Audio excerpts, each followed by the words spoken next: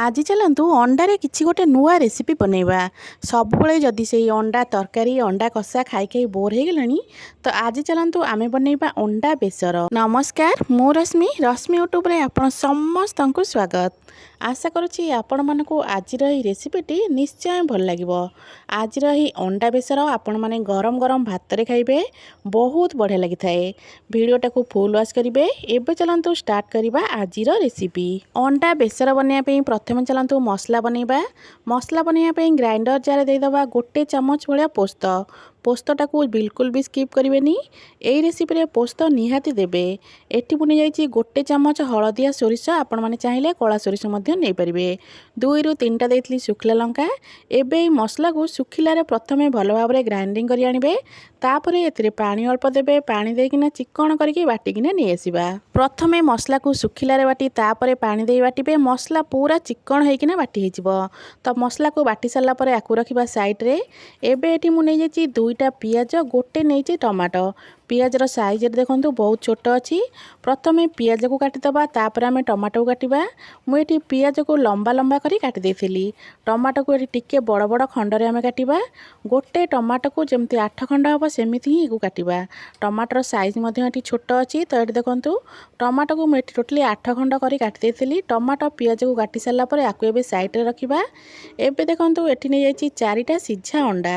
अंडा को भल भाव सिझेकी तार खोल सब बाहर कर देइछि। एबे आमे अंडा को एठी काटिदबा। एठी मु अंडा को 2 खंड कर दोछि। 4टा सिझा अंडा नहीं, आपण माने आपण क्वांटिटी हिसाब रे अंडा को कम अधिक करी नहीं परिबे। तो एबे चलंतु सेम प्रोसेस रे सबु जाका अंडा को एठी काटिदबा। एठी मु सबु जाका अंडा को काटिकी प्लेट रे रखि देइछि। एबे चलंतु गैस ऑन करिबा। गैस ऑन करी गोटे पैन बसै देइछि। पैन को भल भाव रे गरम करिया पिन छाड़िबा। पैन हमर भल भाव रे गरम हो सारा परे 1 ରୁ 2 चमच देइथिली सोरिष तेल। सोरिष तेल आमर टिके भल भाव रे गरम हो सारा परे एबे सेथिरे देदबा काटिके रखिथिबा पियाज।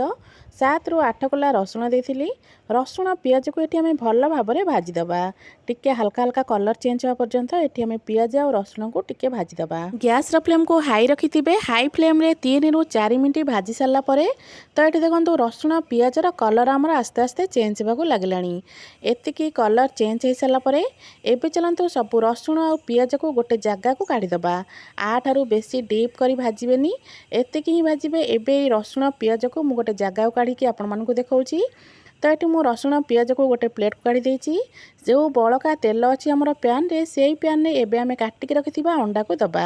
अंडार केसर पट को सबुबले तल को देबे। तल पट को केसर देकी भाजिले ना केसर पूरा भितर सेट हो जाए, जमा भी ऊपर को बाहर की आसीबनी। तो ये सेम प्रोसेस रे सबु जाक अंडा को देई सारा परे आकु 1 ରୁ 2 मिनिट पर्यंत छाड़िबा। गोटे पट भल भाव रे भाजी होवा पर्यंत। 1 ରୁ 2 मिनिट परे अंडार गोटे पाख आमर पूरा भल भाव रे भाजी हेजिबो। गोटे पट पूरा भल भाव रे भाजी हेगला परे एबे आमे सबु जाक अंडा को आर पट को लौटै देबा। एठी मु कहि रखुछि जदि आपण मानको आज रही रेसिपी भल लागिबो वीडियो को लाइक करिवे, शेयर करिवे। चैनल जदि नुआ अछंती प्लीज चैनल को सब्सक्राइब निश्चय करदेबे। तो ये मु अंडा को एपट सेपट करी भाजीबार पाखापाखि 1 ରୁ 2 मिनिट भाया हो गलानी। तो ये सबु जाक अंडा को मु एपट सेपट करके आउ 1 ରୁ 2 मिनिट पर्यंत भाजी दबा। आपण माने अंडा रे विभिन्न प्रकार रेसिपी बनैथिबे, थरे अंडा बेसर बनांतु। आपण मानकू एही रेसिपीटी निश्चय भल लागिबो। गरम गरम भात सहित अंडार एही बेसर खाइबा पई बेस भल लागिथाए। तो ये अंडा को भाजीबार पाखापाखि मोर 3 ରୁ 4 मिनिट भाया हो गलानी। एबे चलंतु सबु जाक अंडा को गोटे साइड करदबा। आर पट साइड रे जो तेल आमर साइड को आसीबो सेइथिरे गोटे मसलाटे बनैबा। तो ये मु अंडा को गोटे साइड कर देइछि। आर पट साइड रे देइदबा हाफ चामच भाया हळदी गुंड। हाफ चामच रु अल्प अधिक देइथिली Kashmiri red chilli. Kashmiri red chilli colour बहुत भल आसीबो, सेथिपई अल्प टिके काश्मीरी रेड चिली देइथिली। आपण माने चाहिले आकु स्किप मध्य करि परिबे।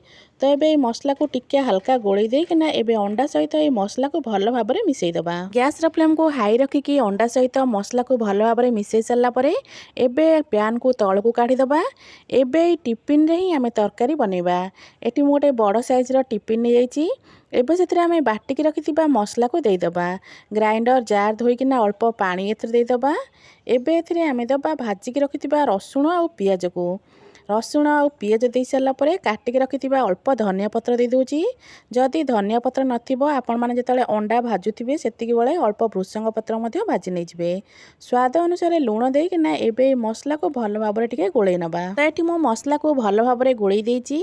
मसला को भल भाबरे गोळै सारा परे भाजी की रखिथिबा अंडा सब को एथिरे आमे देइ दबा। त एठी मो सबु जाका अंडा को देइ दउची।